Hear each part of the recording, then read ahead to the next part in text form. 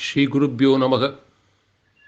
So far, we saw that the underlying reality is Brahman, and universe does not have its own existence. It is Brahman which extends or lends its existence to the universe. Now, through this chapter 6, Vidyaranya Maharaj explains step by step what are the stages through which Brahman appears to be a universe.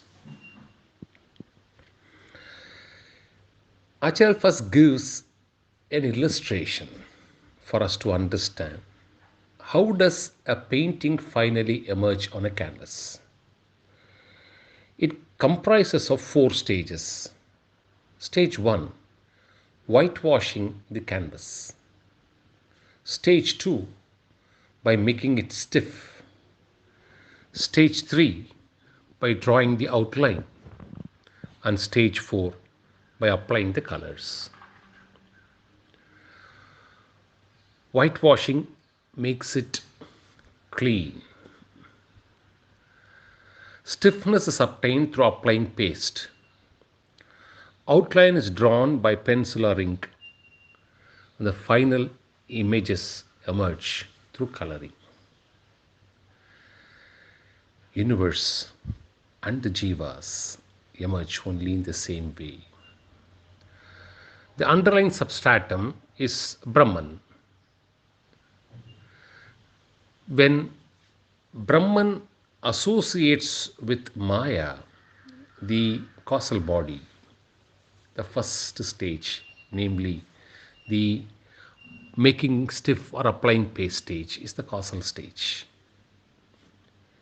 Then the outline that is being drawn is equated to the subtle stage, subtle body, and the final application of colors results in the gross body of this great universe, what we call it as Virat. And in the individual, it is Brahman, then Avidya, which is the causal body, then the 5 sheets, 3 of which is called the, 4 of which is called the, 3 of which is called the prana, mind, and the buddhi as the subtle body, and finally the physical body being the gross body. So these are the 4 stages equivalent to a painting.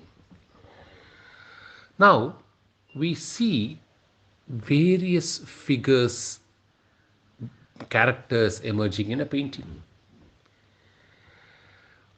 Now Acharya says, starting from Brahma to the tiniest object in this universe, everything is forming part of this universe. It will look like in the gross body of the universe, all of us figure as a particular character in that painting. That's the first explanation given. And 2, coming to the various human characters in the painting, each one is given different cloth. Now the clothing which is in the form of coloring is not the actual cloth like the canvas. So the canvas is being compared to the pure conscious Brahman, and the painted cloth appearing on each character in that painting is considered to be a seeming cloth or a deemed cloth, because it is not in actual existence. Now the same cloth is being compared to us. The basic canvas is considered to be Brahman or pure canvas, and the various cloths put on the human characters in that picture is called the seeming consciousness, which is what we call it as Jiva. It is seeming. Why it is seeming? Always remember this. Sun rays reflecting on a mirror and the mirror reflecting a light. It is a seeming light and not the actual light. Similarly, the painted cloth is seeming consciousness and the canvas is pure consciousness. Now, this seeming consciousness is considered to be the Jiva. And it is these multiple, numerous Jivas which keep wandering. But what do we think? We think it is actually the consciousness which is wandering. No, it is the reflected consciousness or the seeming consciousness. Consciousness remains everywhere. It has no need to wander. It has no need to suffer pain or suffer pleasure. The Jiva, which is the seeming consciousness, starts attempting to enjoy all. Now, we also see in the same picture mountains and many other plants, etc. Mountains, mud, everything. These are not clothed. A human character in the picture is clothed, but not a mountain, not a mud. And therefore, the comparison given is to say, seeming consciousness is given attributed only to jivas. They are not attributed to mountains or mud, which are all inert. In the same picture. Now, how does all this appear? Why do we assume a painted cloth to be a real cloth? It comes out of ignorance. The whole projection, somebody without knowing that it is simply a painting, somebody can assume it to be real. Till such time, a child seeing the painting of a family member, does it not assume that it's the live painting? Till such time, the ignorance is taken away from the child to say, no, this is nothing but a painting.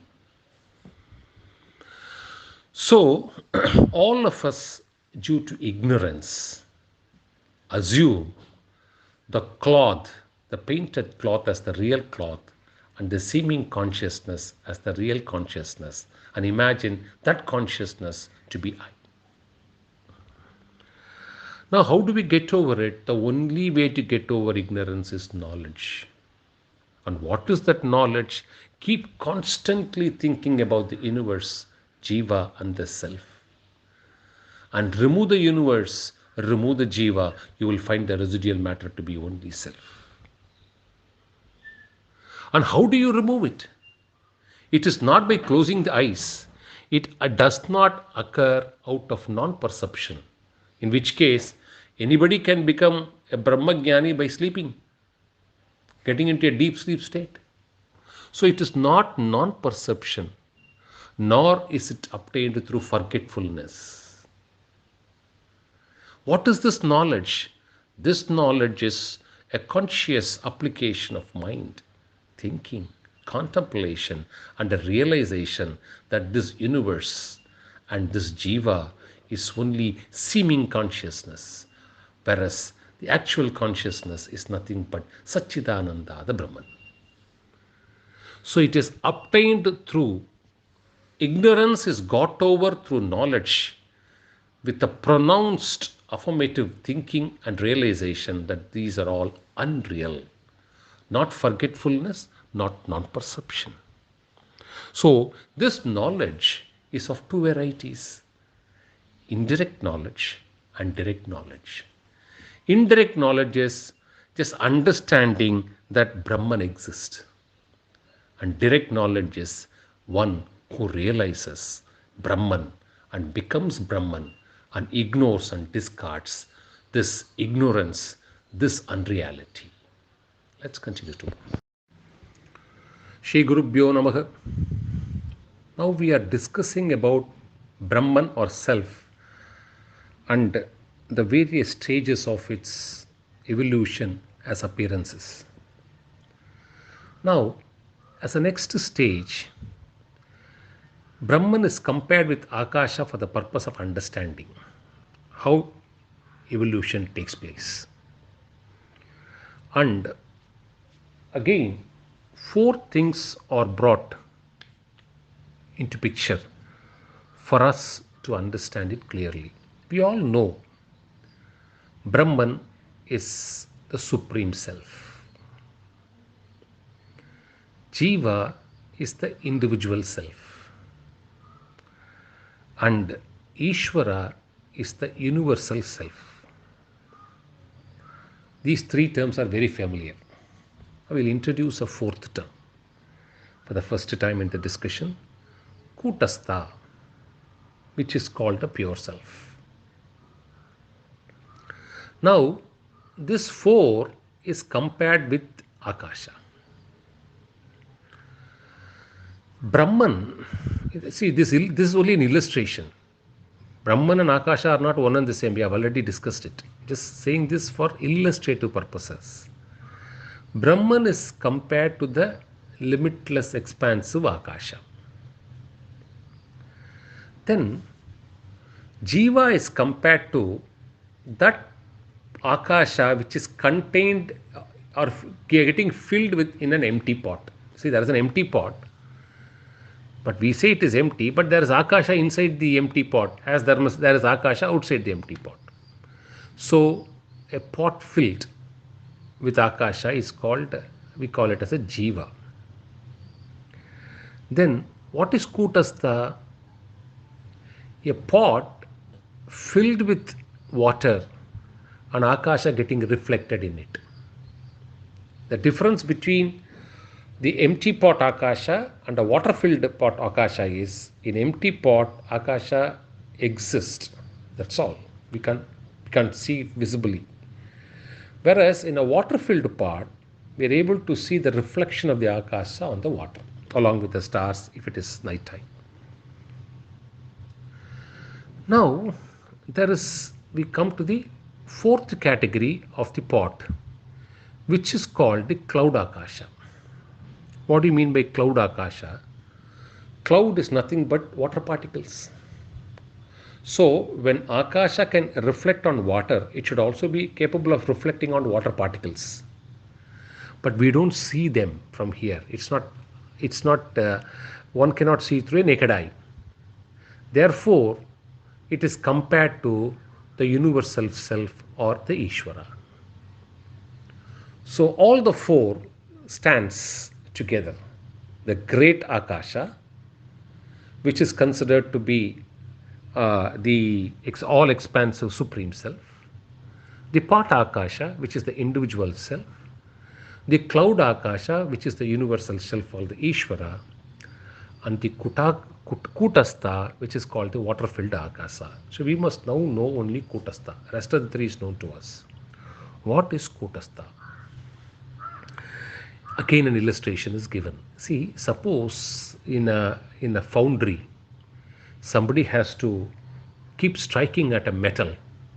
They will have one anvil and put the metal over it and start striking it hard and give whatever shape they want for the metal, but the anvil will remain the same. So Kutastha is the anvil into the body. It is that source, the cause, which is eclipsed or encompassed with the other two bodies called the subtle body and the gross body. So this is called as Kutastha. But the beauty is, Kutastha is not known or visible in anybody's life. Why do we say so? See, there is a pot Akasha where there is an empty pot. Fine. But the pot Akasha, when filled with water and the reflected Akasha is seen there, it becomes a water Akasha. It's no longer a empty pot Akasha. So, one is Kutastha is the anvil in any body. It's the frame, solid frame. Unbreakable, not shapeable, nothing of that. It's firm. But when consciousness reflects on the buddhi, that reflection becomes a Jiva, like water, and fills over the Kutastha, like water filling the empty pot. And since Jiva completely eclipses the Kutastha, since water filled pot eclipses the empty pot, same thing happens in all our lives. We only know Jiva and we don't know Kutastha. A question is asked, all this is fine, why is this happening? This happens only out of ignorance, what we call it as Avidya. And Avidya has two properties: the property to conceal or screen, and the property to distort or distract. So, what is in existence, it can conceal. And after concealing, it projects something else over it. A rope is in existence. In semi-darkness, it appears to be a snake for somebody. So what does it do? It first conceals the rope and projects yet another image over it as a snake. This is the property of avidya, which is ignorance, screening, and distraction or distortion. Now, what is the proof for this? The proof is clearly a simple answer. Are we able to see Kutastha? In spite of the fact it's the anvil in the body of any jiva, we are not able to see it. The fact that we are not able to see it is something which we can certainly tell out of our own experience. And therefore, concealment or screening is one of the attributes of avidya, is something which all of us have to accept. Because the test is our own experience. We do not know Kutastha. And the answer is Kutastha is completely eclipsed by the jiva, like an empty pot being filled with water. Let's continue tomorrow. Shri Gurubhyo Namaha. We saw yesterday avidya has two parts: screening and distortion. We saw about screening yesterday. Let's see what is distortion, which is also called as vikshepa. Again, an illustration is given. Let's take a mother pearl. When a glare is reflected on it, it will shine like silver. Is it not true? So it is quite possible for many of us to mistake a pearl to be a silver. So what happens? Pearl exists as pearl. There is no substitution of pearl into silver because of any reflection or an imposition. Pearl remains intact as pearl, but we superimpose a silver on it. This is exactly called as distortion.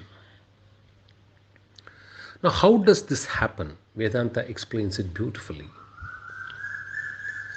It retains the structure or the substance as pearl. That remains intact. Only thing is, the inference drawn out of the substance undergoes a change. A rope remains a rope. A rope does not become a snake. A pearl is taken as such, so that is retained, But the quality of pearl is lost. Instead, it is substituted by silver. This is what delusion, or say vikshepa, or distortion does. Now, translating into a real life situation, Kutastha, which is also a pure self, has the innate qualities of unattachedness, being blissful, and being pure and independent.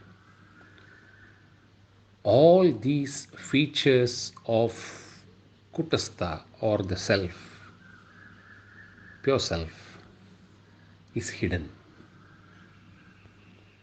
And when consciousness falls on buddhi and jiva gets created as a reflection, which goes to eclipse the Kutastha, all this goes into hiding. And what comes out is purely the conviction of I. Here again, Kutastha is not substituted by Jiva. Kutastha remains, but the qualities of Kutastha gets displaced. That's the beauty of this vikshepa, or this distortion. It retains the substance, but hides the qualities of the substance and substitutes different qualities. And therefore, what is clear? The substance remains the same, but the inference drawn out of the suspense does not remain the same. Kutastha remains, but the properties of Kutastha gets displaced by the conviction of I. So there is a mutual imposition or a displacement, is what Vedanta tries to say at this point of time. A question is then asked, all right, you are talking about consciousness, an imposition of it over the buddhi and reflection as a jiva. Take a pot. For pot to hold itself, it also needs a Sakti. Whereas you have yourself said pot is in it. So, how does your theory of Kutastha work there? Are you saying Kutastha is only for human beings who are capable of understanding consciousness? Are you saying there is no Kutastha for pot? Vedanta rejects that. It says whether it is inert or whether it is vibrant like a human being, there is no change in Kutastha. Whereas buddhi is absent. So the reflection of the consciousness on a buddhi and its reflection and it eclipse over the Kutastha, which happens in a human body, that aspect of consciousness doesn't happen in the inert substances. There is no non-absence of Kutastha in those cases. Right. Then they put the next question. Same, how will Avidya vanish? Avidya will vanish only through knowledge. That's why they keep repeatedly saying. And knowledge, if it is indirect, it is simply reading, listening, and trying to understand. If it is direct, then pursuing the path, which we are going to say what are the steps one has to take, all that is going to be the later half of the lectures. What should each one of us do if we are interested to pursue this path? All this prescription is already available. And therefore, it happens only through knowledge. And finally, when they wrap up on this section of Avidya, they also address one more question on cause and effect.